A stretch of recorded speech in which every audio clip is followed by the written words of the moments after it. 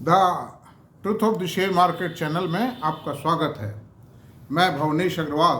नमस्कार नमस्कार। बाजार में तूफान आया हुआ है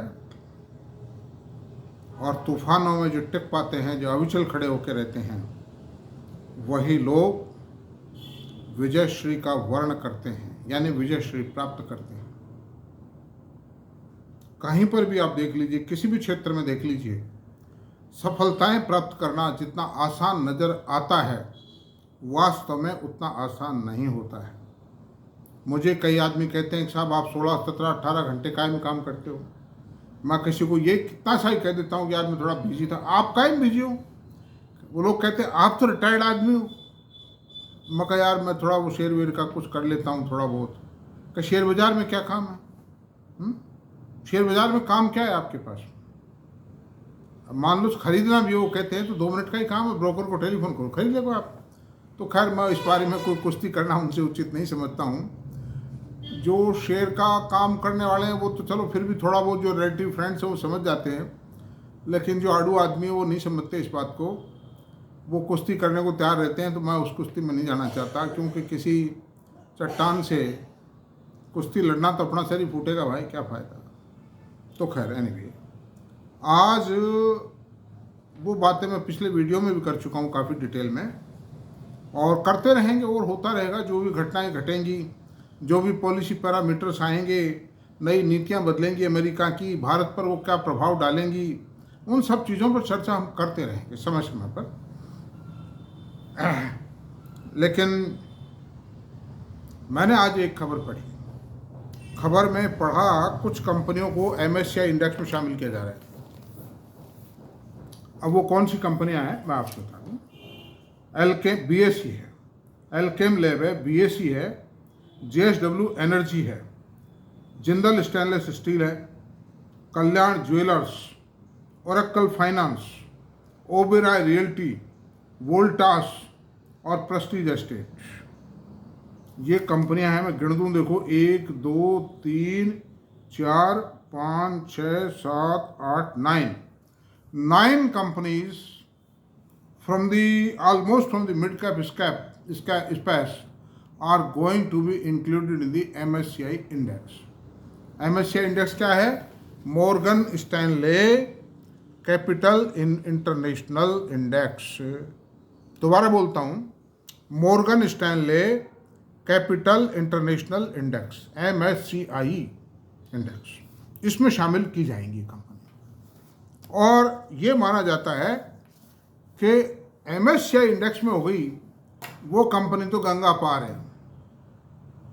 जैसे किसी बच्चे का IIT में एडमिशन हो जाए तो ये समझो कि साहब बस अपरंपार है वो तो। किसी लड़के का AIIMS में एडमिशन हो जाए तो कच्चा अपरंपार है वो तो। कोई IAS बन जाए तो कच्चे भगवान बन गए, सब इन दी सेम वे। लेकिन ये सब दूर की सुनी बातें हैं। मैंने सबको, ये तीनों जो डिग्री बताई, इन तीनों को भी बहुत निकट से देखा है। IIT इंजीनियरों को कंपनियों ने लात मार के बाहर निकाला है, मतलब कहीं। और फिर IIT में भी आपको कौन सी फैकल्टी मिलती है ये बताइए आप? ये सबसे मायने रखती है। आपको मान लो मेटलर्जी मिला, आपको इंफ्रा मिला, क्या वैल्यू है? कुछ नहीं है। मेटलर्जी मिला, माइनिंग मिला, क्या फर्क है? कोई खास बात नहीं। 3-4 फैकल्टीज अगर IIT में मिलती हैं तो उनकी वैल्यू है, बाकी कुछ नहीं। इलेक्ट्रॉनिक्स है, IT है, मैकेनिकल है, इलेक्ट्रिकल है, थोड़ा बहुत आप केमिकल मान लीजिए, बस वो खास बात। बाकी ये नई फैकल्टी जो चली हैं वो फिर एक अलग बात है। सैटेलाइट टेक्नोलॉजी है, टेलीकॉम है, कोई खास बात नहीं है। और अगर इतनी पढ़े लिखे आदमी को एक 20-30 लाख 35 लाख का पैकेज मिल भी जाता है तो कोई खास बात नहीं। AIIMS की पोजीशन बता रहा हूँ। जो AIIMS के दूसरे इंस्टीट्यूट खुले हैं, जो 4-5 पहले थे पुराने, उनके अलावा उनसे जो बच्चे निकल रहे हैं उनको कोई खास वेटेज नहीं मिलता है। और IAS ऑफिसर्स की भी मैं बता रहा हूँ कि मैं कईयों से बात करता हूँ, साहब ये तो IAS हो गया, भगवान। अरे भगवान नहीं हुआ यार, ये एक बहुत सामान्य एम्प्लॉई है, मतलब ये तुमको लगता है खाली क्या कर सकता है अकेला ही, कोई डिसीजन नहीं ले सकता। गवर्नमेंट में डिसीजन मेकिंग के लिए कमेटी सिस्टम है, उस कमेटी में अकाउंट्स ऑफिसर्स भी रहते हैं, गवर्नमेंट के जो डिप्टी सेक्रेटरी हैं ओएसडी वो रहते हैं, हेड ऑफ द डिपार्टमेंट भी रहते हैं, उन सब की आपसी सहमति होगी और जो अकाउंट्स ऑफिसर्स हैं उनके पास वीटो पावर होती है। मैं भी था उन कमेटियों का मेंबर, वीटो पावर थी, आइए देखता रह जाता था मैं। एक जगह 70 लाख रुपए की लोन खरीदनी थी कपड़ा बुनने की, और एडिशनल चीफ सेक्रेटरी में डिपार्टमेंट का नाम नहीं बताऊं थोड़ा अच्छा नहीं लगता, 70 लाख रुपए की लोन खरीदनी थी। और उस एडिशनल चीफ रैंक की अफसर ने मुझसे कहा कि जीएम साहब मतलब हमको ये लोन खरीदने, सीएम से मुझे इनोग्रेशन कराना है। मैं कहा मैडम मेरी तरफ से तो कोई देरी नहीं है, मतलब आप करो आप, मतलब अभी ऑर्डर्स कर देते हैं, क्या दिक्कत है। तो उसमें प्राइस जस्टिफिकेशन चाहिए था, उनका कोई भी ऑफिसर ये उस पर लिखे कि ये जो प्राप्त दरें हैं ये उचित है। तो मैंने कह दिया कि मैडम आप इस पर लिखवा दीजिए, किसी भी ऑफिसर, कोई भी तैयार नहीं है, फिर मैं कैसे करूँगा बताइए आप। I did not do that. हालांकि मैं चाहता तो मैं कर भी देता, मेरे कौन क्या करने वाला था, मेरे पास वो भी तरीके थे, लेकिन मैं why should I have taken this responsibility. तो गवर्नमेंट में कमेटी सिस्टम है, आज कलेक्टर है, कमिश्नर है, ये मतलब जो डिविजनल कमिश्नर, ये भी क्या कर सकते हैं, कुछ नहीं कर सकते। वो ठीक है किसी के दो डंडे किसी पुलिस वाले ने धर दिए, और वो भी किसी टेढ़े मेढ़े आदमी के धर दिए, तो उसके परिणाम थानेदार जी को, एसपी साहब को, डीएसपी साहब को भुगतने पड़ते हैं, बरसों अदालतों के चक्कर काटने पड़ते हैं, कभी अंदर भी करवा देता है, सस्पेंड भी करवा देता है, कोई अच्छे से पड़ गए तो सारा बल निकाल देता है वो। तो खैर एनीवे हम गलत चले गए लाइन पर, मुझे बहुत ज़्यादा अनुभव है इसलिए कई बार बातें बोल जाता हूँ। तो ऐसी कोई बात नहीं है कि एमएससीआई इंडेक्स में अगर किसी शेयर को शामिल कर दिया गया है, मैं ये बात इसलिए कह रहा हूँ कि कहीं आप सिर्फ इसलिए उस शेयर को खरीद लें को एमएससीआई में शामिल किया जा रहा है, वो गलत बात है। This is my verdict. ये इतने उदाहरण इसलिए दिए हैं।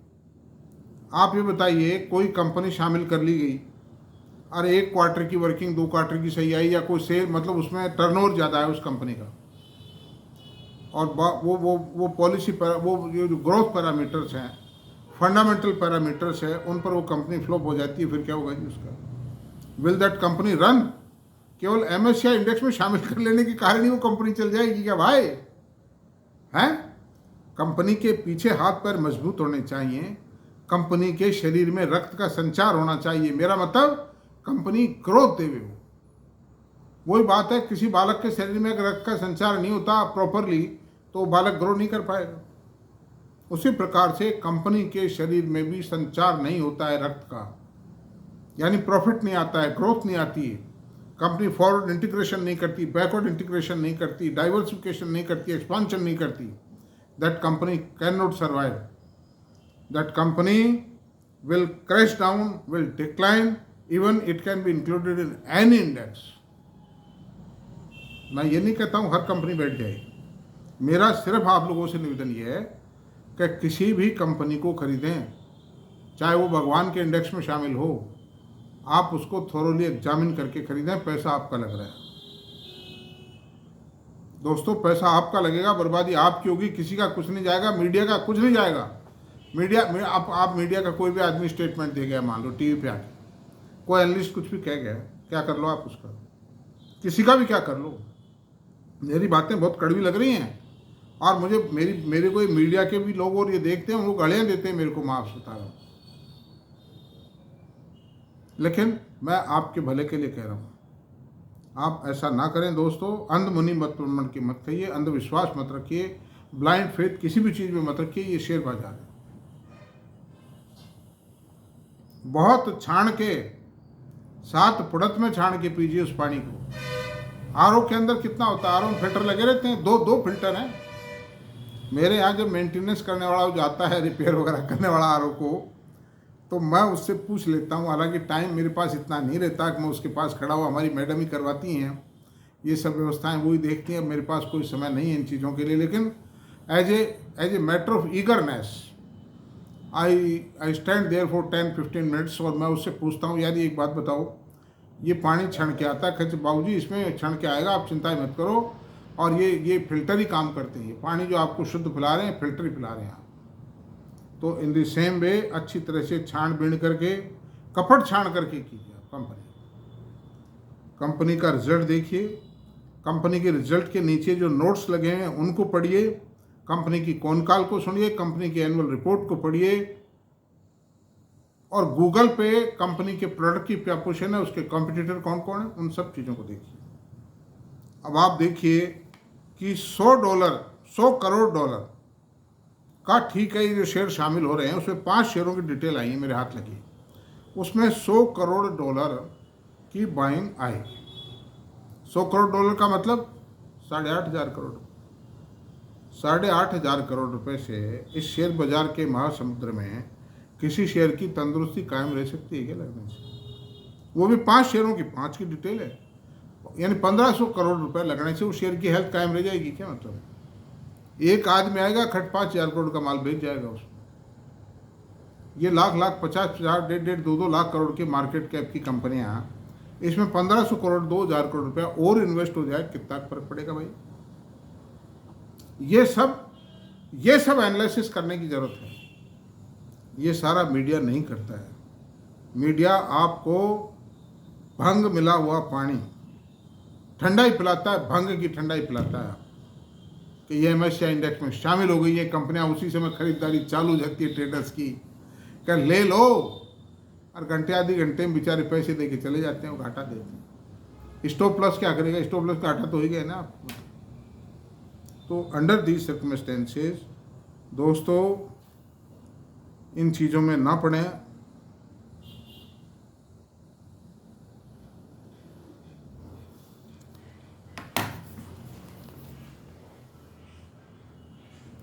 MSCI इंडेक्स में 151 कंपनियां हैं, भारत की 151 कंपनियां हैं, और MSCI index almost 85% of the equity market cap of the Indian stock exchange को कवर करता है। ये बात सही है। तो वो सारे 85% मार्केट कैप को कवर कर लिया उसने। तो आप खाली एक कंपनी, 2 कंपनी को और शामिल कर लें, उससे क्या हो जाए भाई?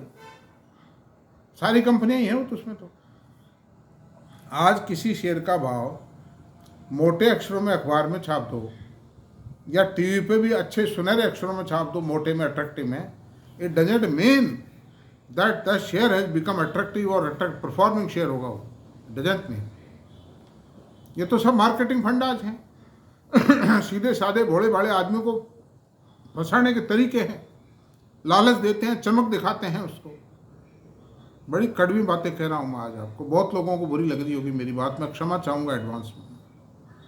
मित्रों,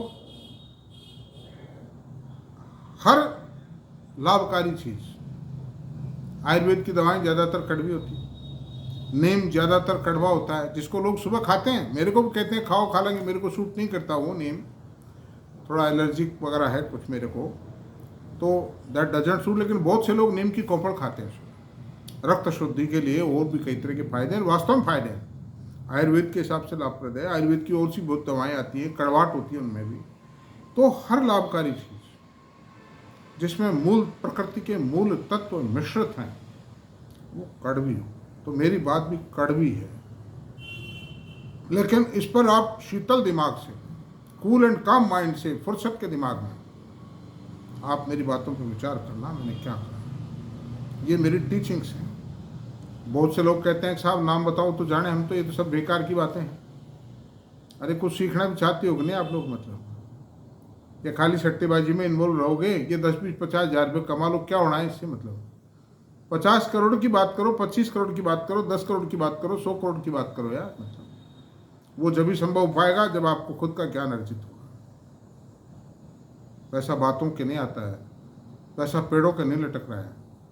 किसी जो फलों के आम है ना, उनके भी 4 दीवारी खींच दी जाती है और भोजपुरी लठैत बैठाए जाते हैं उनके रक्षा के लिए, कोई आग भी तोड़ने के लिए घुस तो नहीं जाए कम से कम। तो वैसे पैसा कोई भी नहीं देगा आपको, मान के चलो आप, कोई भी कंपनी, बल्कि ले जाएंगे आपका खींच कर।